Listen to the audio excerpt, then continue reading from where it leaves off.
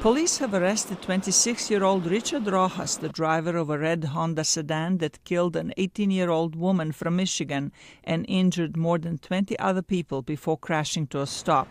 John Fanning, who witnessed the midday incident, says he believes the driver acted deliberately. I'm still very upset. I mean, I was almost killed. And several people were. There were at least 20 people. It looked like at least a dozen people that were injured, and there's blood everywhere, and it's pretty bad. People taking a lunch break or doing errands in the area report hearing a loud crash. Some say their first thought was that there was a terror attack.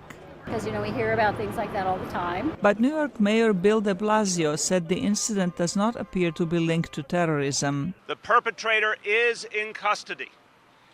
He's a United States citizen and a former member of the armed forces with the United States Navy.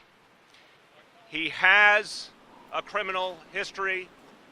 Based on the information we have at this moment, there is no indication that this was an act of terrorism. Police believe Rojas was high on synthetic marijuana known as K2 when he slammed into pedestrians, and he has a history of driving while intoxicated. I'm more concerned about how someone like that is still out, driving around or out even in public, I mean, it's just, if you break the rules, you should pay and not be able to do it again. But people say incidents like this can happen anywhere, and they still feel safe in New York. As my friend and I were walking, I was talking and remarking how incredible the police force is here.